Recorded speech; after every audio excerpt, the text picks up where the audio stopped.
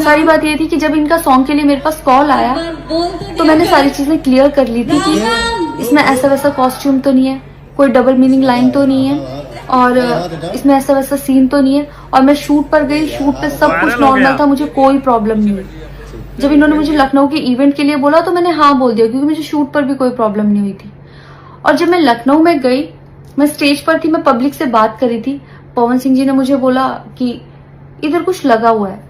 उससे थोड़ी देर पहले ही मेरी ड्रेस वो न्यू थी, साड़ी में नीचे टैग लगा रह गया था, तो मेरे दिमाग में आया कि शायद ब्लाउज का भी टैग लटक रहा होगा। मैं हंसकर उस चीज को दबा रही थी कि अगर मेरा टैग लगा भी है तो वो चीज जिस टाइम मैं पब्लिक से माइक में बात कर रही हूँ उस टाइम ना बोल के साइड में भी बोली जा सकती है, इसलिए मैं उस चीज को उस टाइम पे दबा रही थी। मैंने हंस के टाला, अवॉइड किया और फिर दोबारा बात करने लगी। वो बोले नहीं कुछ लगा है, नहीं कुछ लगा है, तो मैंने कहा नहीं लगा। वो बोले लगा हुआ है। तो मुझे लगा कि शायद लगा, ये तो मेरे को लग रहा था कि कुछ लगा है इसलिए ये बोल रहे हैं, और पर फिर भी मैंने हंस के वहां पे टाला, पब्लिक से अपनी बात कंप्लीट की। कंप्लीट करने के बाद जब मैं अपने टीम मेंबर से मैंने पूछा साइड में जाके कि कुछ लगा है, क्या लगा है, उन्होंने बोला कुछ भी नहीं लगा था।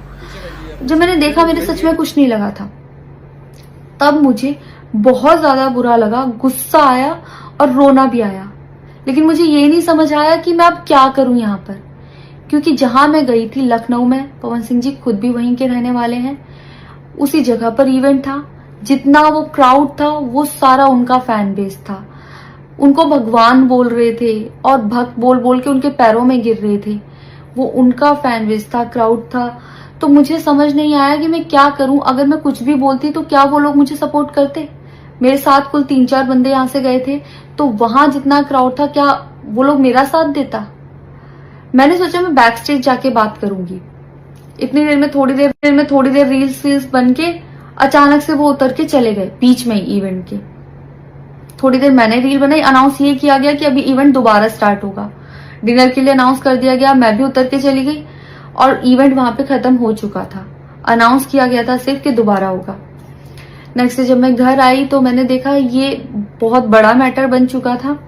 मैंने उन लोगों से कांटेक्ट करने की कोशिश की, किसी ने मेरा फोन पिक नहीं किया, ना ही उन लोगों ने फोन करके मुझसे हालचाल पूछा कि परेशान हो या कुछ भी, नहीं, कोई हालचाल नहीं लिया। मैं पोस्ट करना चाहती थी, जो लोग लिख रहे थे कि मजे आए या हंस रही है, मैं रिप्लाई में पोस्ट करना चाहती थी। मेरे को किसी का कॉल आया था कि पवन सिंह की पीआर टीम बहुत स्ट्रांग है और कुछ भी ऐसा वैसा मत लिखना और ना पोस्ट करना, क्योंकि वो लोग अगर कुछ लिखेंगे ना बहुत कुछ उल्टा लिख देंगे तुम्हारे लिए और बहुत कुछ कहेंगे और बहुत बड़ा मैटर बन जाएगा। अभी जितना परेशान हो उससे ज्यादा परेशान हो जाओगी, तो छोड़ो। मैंने ये सोच के इस चीज को अवॉइड किया। मुझे लगा 1-2 दिन में मैटर थोड़ा ठंडा हो जाएगा, कोई बात नहीं।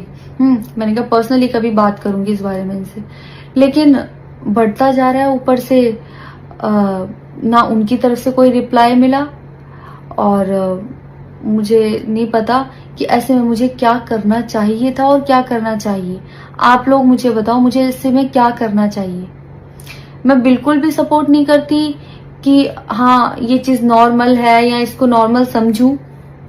किसी भी लड़की को उसके बिना परमिशन के टच करना ही पहली बात बहुत गलत है, और फिर इस तरीके से टच करना तो हद से ज्यादा गलत है।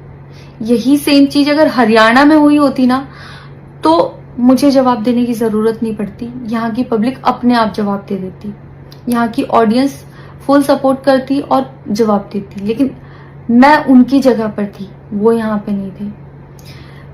इससे मुझे ये लेसन मिला है कि मैं भोजपुरी इंडस्ट्री में अब काम नहीं करूंगी। आर्टिस्ट हूं तो नई नई चीजें ट्राई करने का मन करता है कि ये भी ट्राई करूं, ये भी ट्राई करूं, ये भी ट्राई करूं। कुछ भी अलग सा आता है तो करने का मन करता है कि कुछ अलग होगा, कुछ नया ट्राई करती हूँ। और वो भी पवन सिंह जैसे सीनियर आर्टिस्ट के साथ कोलैबोरेशन थी तो हुआ कि हाँ कर लेती हूँ। होता है, अगर वो भी नहीं होते तब भी अगर कोई मेरे पास मराठी का भी प्रोजेक्ट आता तो मैं सोचती कि हाँ कुछ चेंज होगा, कुछ नया सीखने को मिलेगा, ट्राई करती हूँ। पर ये भोजपुरी में काम करने के मेरे साइड इफेक्ट थे जो मेरे साथ हुए। मैं अपने परिवार में, अपने हरियाणा में खुश हूं। मुझे नहीं करना काम भोजपुरी में। पर आप लोग मुझे जरूर बताना कि इस सिचुएशन में अगर आप होते और आप वहां पर होते तो आप उस टाइम पर क्या करते और मेरी गलती कहाँ है। जय श्री राम।